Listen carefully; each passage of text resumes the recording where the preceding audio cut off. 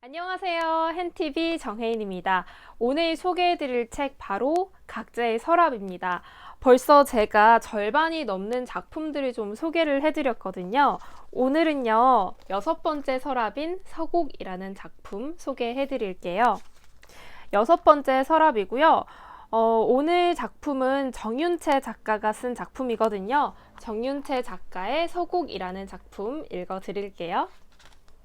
먼저 작가 소개입니다. 작가는 정윤채고요. 작가 소개부터 해드릴게요. 작가 정윤채.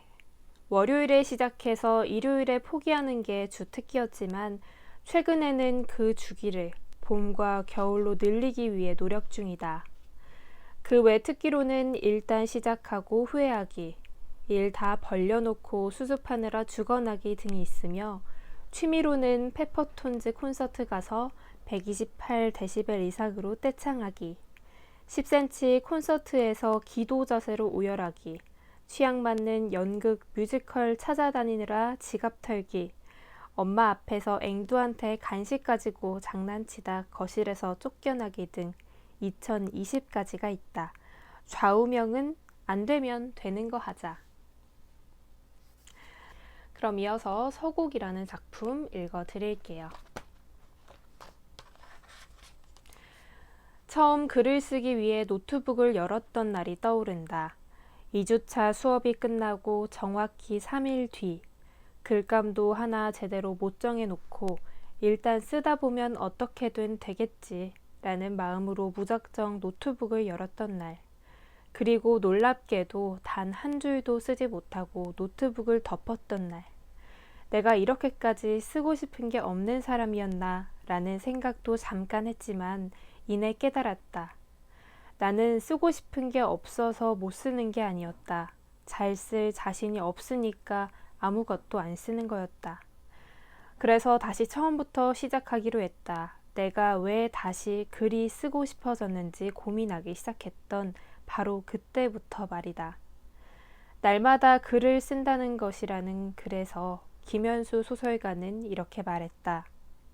어제보다 조금 더 나아진 세계 안에서 지금 당장 원하는 그 사람이 되기 위해서 그리고 원하는 삶을 살기 위해서 날마다 쓰라.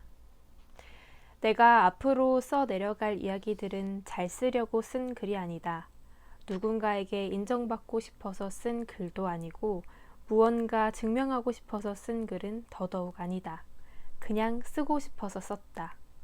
써야 해서 쓴 글이 아닌 온전히 내가 쓰고 싶어서 쓴 글을 읽고 나면 앞으로의 내 삶도 내가 살고 싶은 대로 살 수 있지 않을까 싶어서 이 글이 내가 앞으로 살아내야 할 삶에 있어서 짧은 서곡이 되길 바라는 마음으로 그 마음 하나로 썼다. 그뿐이다.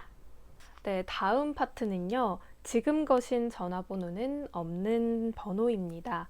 이고요. 그 다음 파트도 틈이라는 소제목을 가지고 있는데요.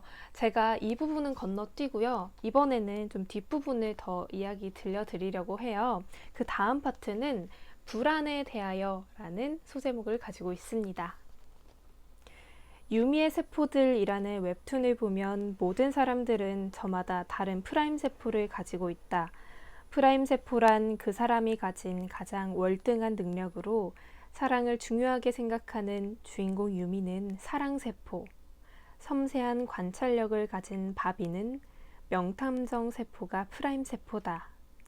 그리고 만약 내게도 이런 프라임 세포가 존재한다면 아마 내 프라임 세포는 불안 세포일 거다. 나는 유독 불안감이 심한 편이다. 목적지를 알고 탄 버스가 잘못 가지 않을까 걱정하는, 문이 제대로 닫힌 것을 여러 번 확인했음에도 불구하고 문이 제대로 닫히지 않아서 강아지가 집을 나오지는 않을까 걱정하는, 여행을 가는 비행기 안에서 혹시 비행기가 갑자기 추락하면 어떡하지? 하는 마음을 졸이는, 일어나지도 않은 일에 대한 불안감에 잠 못 이루는 밤이 잦은 그런 사람이다. 매사 불안을 껴안고 살아간다는 것은 인생에 있어서 꽤나 큰 페널티다. 특히 인간관계에서 더욱더 그렇다. 사람을 대하는 것이 남들보다 몇 배는 더 어려워지니까 말이다. 이규리 시인의 껍질째 먹는 사과라는 시에 보이지도 않는 무엇이 묻었다는 건지 명랑한 말에도 자꾸 껍질이 생기고 솔직한 표정에도 독을 발라 읽곤 했다라는 구절처럼 아무리 좋은 말을 들어도 그대로 받아들일 수가 없게 된다. 나는 내가 정말 좋아 라는 말을 들으면 고마워 라는 말보다 진심일까? 라는 의문이 앞서는 못난 인간이 되어버리는 것이다. 좋은 말을 들으면 그저 고맙게 여기고 한번 웃으면 그만인데 그 쉬운 걸 못한다. 그뿐만이 아니다. 의미 없는 시선, 지나가는 말 한마디에도 의미를 부여한다. 상대방은 그저 아무 의미 없이 쳐다봤을 뿐인데도 뭐지? 오늘 내가 입은 옷이 이상한가? 생각하며 지레 숨는다. 성격이 이렇다 보니 시작도 전에 끝을 낸 관계가 참 많았다. 정작 상대방은 그렇게 생각할 여지도 주지 않았는데 혼자 저 사람은 나를 싫어할 거야 라는 생각에 뒤로 물러나는 게 습관이 돼버렸다. 사실 이 문제를 제대로 인식한 것조차 얼마 되지 않았다. 얼마 전 예전에 알고 지내던 지인과 술자리에서 우연히 마주쳤다. 그 지인이 처음 만났을 때부터 친해지고 싶었지만 내 생각에 나를 별로 좋아하는 것 같지 않은 눈치라 내가 먼저 나서서 선을 그었던 사람이었다. 그리고 겨우 맥주 3잔에 기분이 좋아진 나는 뜬금없이 그 사람에게 사실 그때 엄청 친해지고 싶었는데 저 싫어하시는 것 같아서 말 못 걸었어요 라는 말을 해버렸다. 하자마자 아뿔싸 싶었지만 이미 뱉은 말을 주워 담을 수도 없는 노릇이고 내가 할 수 있는 일이라고는 손을 입에 가져다 대며 죄송해요. 이런 말을 하려던 게 아니었는데 라며 호들갑을 떠는 것뿐이었다. 눈알만 도르륵 굴려대던 중 그 지인은 내게 왜 그렇게 생각했냐고 물었다. 나는 그냥 그런 느낌이 들었다고 웅얼거렸다. 그러자 그 지인은 웃으며 저는 윤채 씨가 저 싫어하시는 줄 알았어요. 매번 밥 한 번 같이 먹으려고 해도 혼자 휙 가버렸잖아요. 라고 말했다. 생각지도 못한 답변에 당황한 나는 아니라고 손사래만 치다. 나중에 기회되면 그때는 꼭 같이 맛있는 거 먹으러 가자는 실없는 약속을 하곤 쫓기듯 술자리를 나왔다. 그리고 집에 가는 길에 도대체 왜 나는 그 사람이 나를 싫어한다고 생각했는지에 대해 곰곰이 생각했다. 몇 번을 생각하고 또 생각해봐도 이유는 딱 하나였다. 그냥 쳐다볼 때 표정이 딱딱한 듯 해서 이 사람은 나를 싫어할 거야 라는 그 분명한 판결에 대한 근거가 이렇게 부실하다니. 이것저것 찾아내서 불안해하고 정답도 없는 문제에 오답을 만들어내 끼워 맞추고는 역시 그랬어 라고 혼자 합리화하는 나쁜 습관이 이제 나뿐만 아니라 내 인간관계까지 갉아먹고 있었다. 문제점을 깨닫게 된 이후 굳게 다짐했다. 앞으로 상대방이 직접적인 신호를 주기 전까지는 절대 상대방의 의중을 파악하려 들지도 창작해내지도 말자고. 그러나 그 다짐이 너무 굳건했던 탓일까. 공든탑이 더 무너지기 쉽다는 옛말처럼 내 노력은 되려 이제 그러지 않기로 다짐했잖아. 이것과 그래도 이번에는 뭔가 진짜 같아. 진짜 나 싫어하는 것 같아. 로 자아를 분열시키는 지경까지 도달했다. 그렇게 몇 차례의 자아 분열을 겪고 내가 찾은 최선의 해결책은 바로 인간관계 매뉴얼 펴내기였다. 매뉴얼의 내용은 이런 식이다. 첫째, 나는 사람들에게 큰 영향을 끼칠 만큼 거창한 존재가 아니다. 상대방의 기분이 아무리 나쁘다고 해도 그 이유가 내가 아닐 수도 있다는 것을 되새다 보면 뭐지? 혹시 나 때문인가? 라는 생각에 초조해야 하던 마음도 조금은 가라앉았다. 둘째, 바늘에 찔리면 바늘에 찔린 만큼 아파하기. 도대체 라는 작가의 일단 오늘은 나한테 잘합시다 라는 책에서 발견한 문장인데 나에게 정말 필요한 문장이라는 생각이 들어서 조항으로 추가했다. 나는 누군가에게 안 좋은 말을 듣게 되면 그 말 한마디를 붙들고 끝까지 늘어지는 성향이다.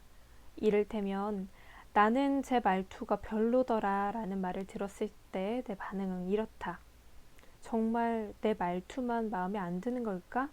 내 외모나 다른 부분도 마음에 안 들진 않을까? 내 말투가 마음에 안 드는 사람이 저 사람 하나뿐일까? 더 많지는 않을까? 끝도 없이 땅굴을 판다. 누군가 그런 거 아니야 라는 말과 함께 손을 뻗어주기 전까지. 그런 사람도 없을 때는 지쳐 나가 떨어질 때까지 굴을 파다 힘겹게 기어나오기 일쑤였다. 구태여 그럴 필요 없는데 말이다.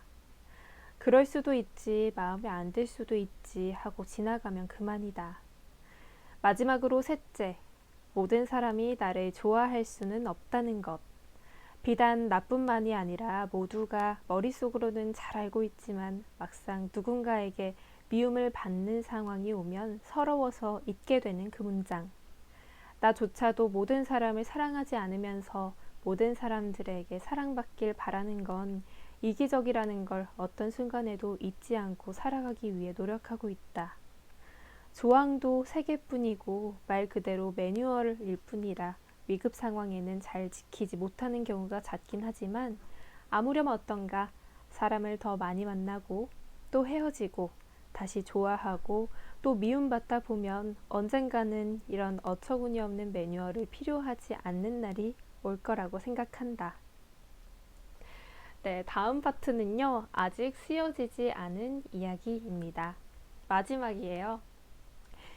글을 쓰는 6주 동안 참 많은 일이 있었다. 처음으로 엄마랑 단둘이 해외여행을 간 날도 있었고 중학교 친구들한테 늦은 생일 축하도 받고 정말 아끼는 친구를 1년 만에 다시 만날 일도 있었고 또 우리 집 막내 앵두가 다리 수술을 해서 며칠을 펑펑 운 일도 있었다.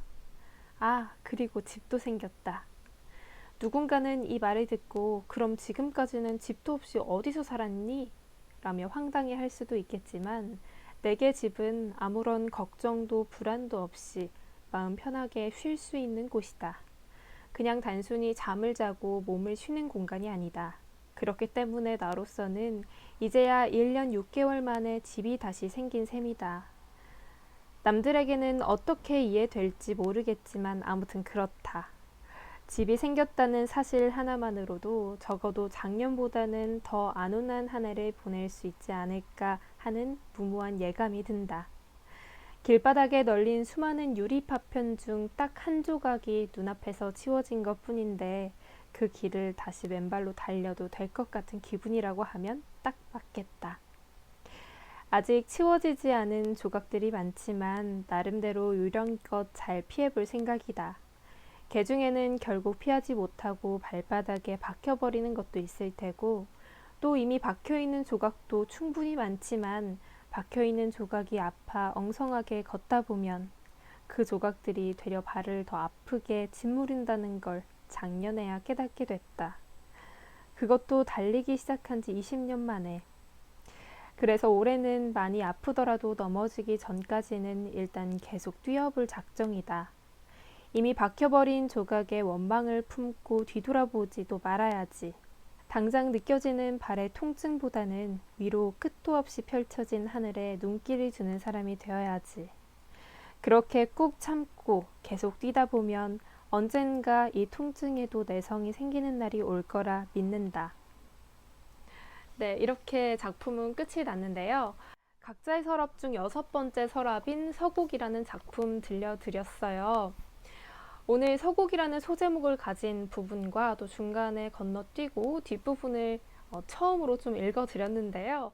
뭔가 작가의 생각과 다짐까지 정말 고스란히 담겨있는 작품이 아니었나라는 생각이 듭니다. 그러면 오늘은 여기까지 책 읽어드리고요. 저는 또 다른 작품에서 만날게요. 안녕!